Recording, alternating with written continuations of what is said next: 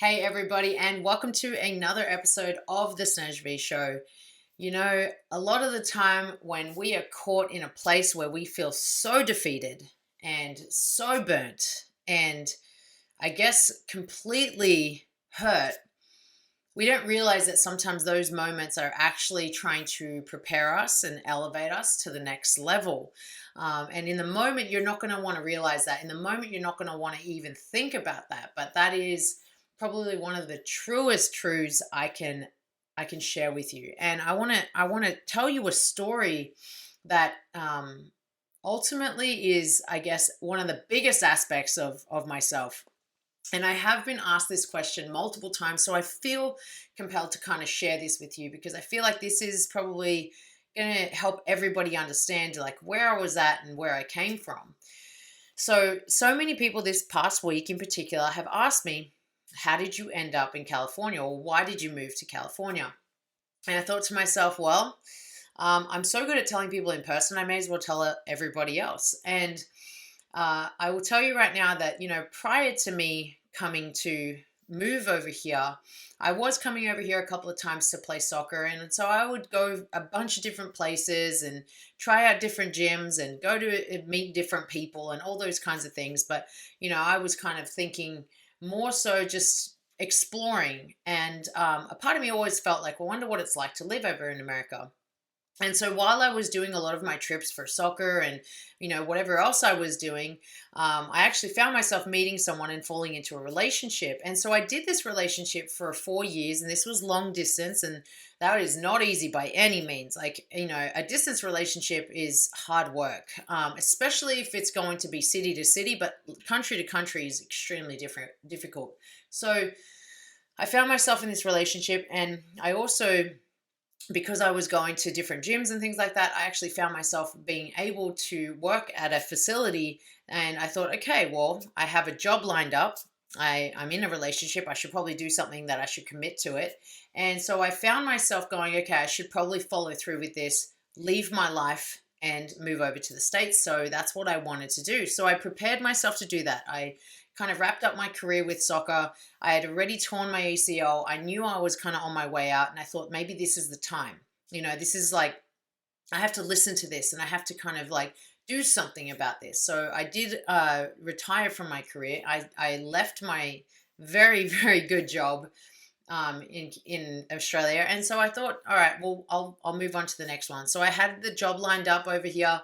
I had my relationship, and 5 days prior to me needing to leave, I got a phone call, and in that phone call, like everything just shifted and changed for me. I was already having a hard time leading up to moving, and I think that most people would have that. They don't really know what's coming. They don't really know what to expect or how to anticipate the change.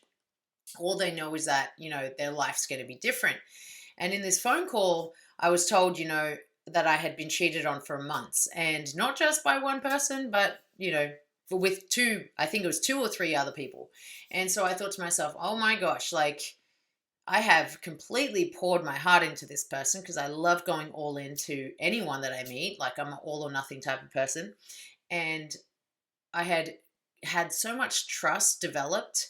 And in that instance, it just went away. And that's what happens to most people, right? We spend years building trust, and in a matter of moments, it can just be lost. And a lot of people don't realize how important it is and how sacred it is to kind of like protect that trust. So anyways, I got that phone call and I thought to myself, okay, what do I do about this? I've already I'm prepared. I'm prepared to walk away from my life here. And I thought, I'm just going to go anyway. I felt like I needed to go anyway, try and salvage the relationship, try and continue, working at this job. And I thought that maybe that would work really well for me, and I would be able to overcome, the hurt and the heartbreak and all this kind of stuff. So I decided to leave anyway. And so I left my life over there and I came over here, and I remember that plane ride so incredibly well because I was so frustrated. I was absolutely furious. Like I had so much hurt in my heart that I didn't even know what I was doing the entire time. Like a flight from Sydney to LA is about 13 hours. And every hour of those, I was probably thinking about 300 reasons why I shouldn't be doing this, and probably another 300 reasons how I'm even going to do it, because I had no idea. Like I knew that I wasn't even in a good like mindset to even follow through with it, but all I did is I just did it. And that was because I felt like it was what I was meant to do. So, coming over here, I remember just landing and just like hating how I felt, hating where I was at, you know, almost like being so mad at myself for following through with that decision. And so it was such a hard time because I was bitter, I was resentful, I was like all of these things that anyone would feel when they have been like betrayed, essentially. Like anyone would feel that way. But you know what? I tried it anyway. I continued the relationship. I went and started at this job, and both of them were not what I thought it was going to be. So I remember going into a relationship thinking, okay, well, maybe things will get better and we'll make it work. And then I just found out that I was actually being cheated on even while I was over here. So you can imagine that finding out that for months you've been lied to, then you move over to the country for this person, and then you're continued to be lied to for like another, like I think it was 5 or 6 weeks. And I was thinking to myself, okay, at what point do I have enough worth in myself to not allow this to happen? But I like things happen the way that they're meant to happen. And it's after the fact that we can like reflect back and be like, oh my gosh, that really could have gone so differently if I had probably thought it through a little. So I share this with you because everybody makes mistakes. Everybody goes through something that can be so heartbreaking, but it can lead to something better and bigger. So while I was in that time, I felt like I had absolutely no trust for anybody. I was falling further and further into such a state of depression and anxiety, all because I allowed someone who was lying to me to dictate my worth. I was allowing that. Not to say that they were doing the right thing, because 100% they were not, but it was more so the fact that through all of those lies, that changed how I was. And it's very easy for us to get so affected by other people. And so while I was here, it was the first few weeks, I was trying my best just to, be optimistic, but it was really hard to be optimistic when you're on edge. You're on edge all the time. Like optimism is like, it really does require at least the foundation of something that you can build on. But when you're overly cautious, when you're pretty down and out, optimism's pretty far away from you. And so I tried really hard to try and salvage the relationship, and nothing worked. I was continuously being lied to, and it got to a point where it was just so bad, and I was just falling further and further into a hole. And when I talk about this hole, I'm talking about I was in a very dark, depressive, very, very like, I guess, self-harming hole. And it was at that point where I found out at the absolute very end, when I caught this person, that this was it for me. Like I can't keep doing this.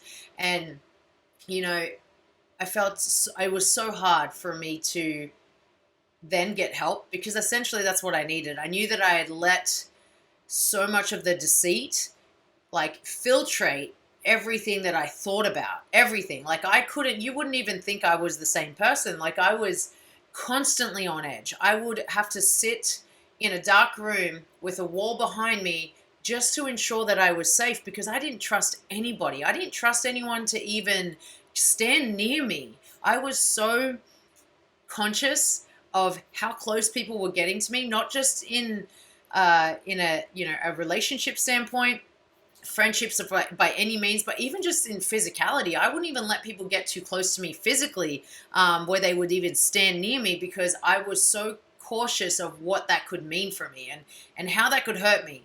So all to say, I ended up just, the relationship ended and it was the best thing, but I still kept the job. And the job lasted for a little bit longer, and then I outgrew the job. And we always outgrow things, and that's okay. But I lost the job and I lost the relationship all within 5 months. And that 5 months, I had just moved my life over here. I had no idea how anything worked in America. Like everything's so different over here. You have been like raised and you're around the same systems, the same processes, everything like that. And then all of a sudden everything's completely different and you have to figure it out. And as you're figuring it out, you're making a lot of mistakes. So that's what I did. I made so many mistakes. I had to relearn every single thing. And now I also came from a background where it was always constantly busy. It was loud. I had a lot of people around me to just being alone. And being alone for me was the hardest thing that I had to experience. And through that, I learned to love myself essentially. And so like once I found that point where I hit rock bottom, I knew that the only way out is for me to really dive deeper into myself. So I started seeing my therapist, and I absolutely love my therapist. He is like just the bee's knees. He's over here in Brea, and I saw him every week. I saw him over and over again, and we just worked through everything that I needed to work through that I didn't even really understand. And only when I understood a lot more about where some of my characteristics come from, where some of my emotions are kind of like deep rooted, I was really able to overcome a lot of those things. And so for probably a good solid 7 months, we just dove deep into like the stuff that no one wants to dive deep into. So we dove deep into that. And as we're diving deeper and deeper into these things, I'm uncovering more about myself. Now, my biggest thing that I wanted to focus on every single day was two aspects of my life that I just didn't want to let go of. So as I'm feeling these emotions of feeling like super depressed, anxious, the panic attacks, the feeling like I'm in a dark hole, I always wanted to remind myself every single day that I have a roof over my head and I have shoes on my feet. And if I have a roof over my head, I have somewhere to sleep. And if I have shoes on my feet, then I'm typically able to go and be somewhere other than just at home. So the biggest thing for me was like making sure that I can put my shoes on and move forward and keep doing something. And the shoes that I wear are always workout shoes. So I know I'm going to the gym. I know I'm going to be working out. I know I'm going to be continuously putting my head in a better space so that I can overcome some of these feelings that I was feeling on a regular, like these daily feelings that were just so harsh. And it was when I was in like the deepest part of this, like the deepest part of the hole, that I knew that I had to get out of it. And I am so grateful for, diving deeper into with the therapy and, really understanding what fitness truly means for me and helping others to overcome their doubt and their anxiety and their depression and everything like that. Like that's really ultimately where it comes from. But everything was stemmed for me from deceit. And if you allow anyone to dictate your worth based off what they do, then it's going to be really hard for you to overcome some of those feelings. So you have to kind of learn to know what you're thinking about, know what you're feeling, and not let anything that is external to you to actually influence that. And so after the relationship had ended and months had gone by, and the devastation had obviously worn down and whatever, it's all fine now.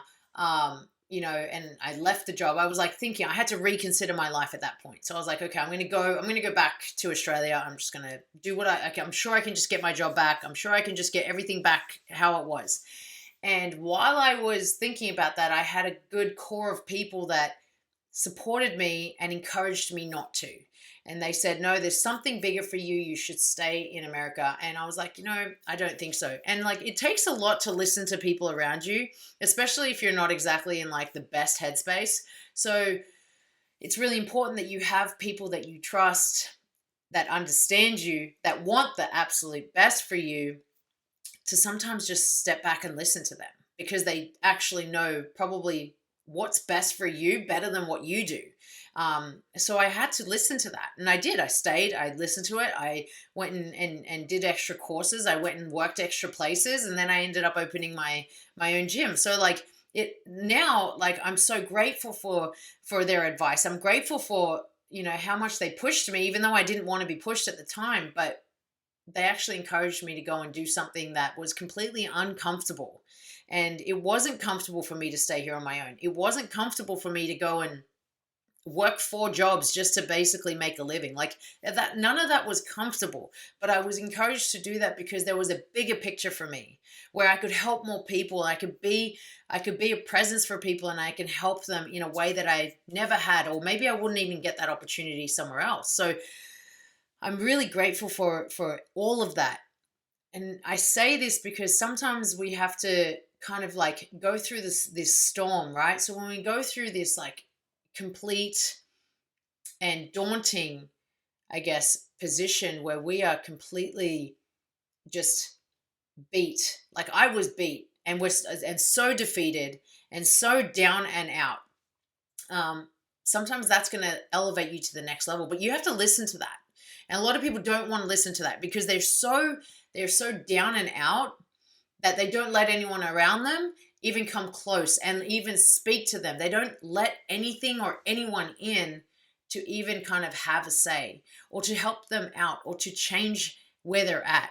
And that's where it can be super detrimental, that you end up losing people because people want to help you. And if you don't let people help you, then you're not helping yourself as well because you're just pushing everyone away. And so even though like the relationship was just completely heartbreaking for me, and even though the job that I thought I would stay in and I would dominate and do so well in, even though that was heartbreaking for me, it led me to where I am today. And so I can't be mad at that.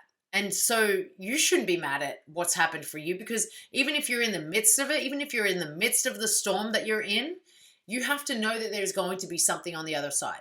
There has to be, because with every storm comes sunshine after. And with, and like a lot of people don't really understand that because they're so caught up in what's wrong and what's not going well and what is harming them, that they're not thinking that there's possibly something in this for me. I've just got to weather it. I've got to go through the work. If it means that I'm crawling, then I crawl. And if that's what it's going to take, if you're going through something super hard right now and you're wondering, how do I get through it? You have to sometimes crawl your way through something. You have to sometimes push yourself so damn hard that you're not even sure if you're going to make it, but you're going to just take one step in front of the other, and you're just going to keep pushing yourself in every single way that's uncomfortable so that you can get clear and onto the other side. Because if you don't, you're probably just going to actually fall completely behind. And then what? Is it going to be worth it? It's not going to be worth it for you. You're going to be so disappointed in yourself. You're going to carry even more doubt, and you're going to be even more frustrated. And then you're going to be angrier, and then you're going to build even more resentment for yourself and people around you. It doesn't have to be that way. So, I hope that story is helpful for you guys, that, it doesn't matter necessarily if someone's hurting you or doing something to hurt you. It's up to you if you can allow that to happen. You have to allow someone in for you to be affected. And if you allow people in, then you have to take responsibility for that, because that's you owning your part, So, and I had to learn that the hard way. And at the time, I had no idea about this. I had no idea how to truly understand and take ownership of what I feel. So now I can openly say that I take ownership. I will not let anyone affect the way I feel without my consent. Like, I just won't do it. And that's where you can take more control and have more power over what is right in front of you, potentially hurting you. That you're going to have that kind of power. So that's where you have to also understand that sometimes what you think is the right thing and what you think is the plan is absolutely nothing to do with the plan of the future. So what you think you're doing right now and what you think is going to be right for you later possibly won't be. And being open to that and understanding that that may be what it is okay. It's okay to not know. It's okay that it is the way that it is right now, but it changes later. And if you can accept that and be open to change and being open to being uncomfortable, then everything's going to feel so different for you. And you're going to be able to find that optimism that maybe isn't necessarily there for you right now.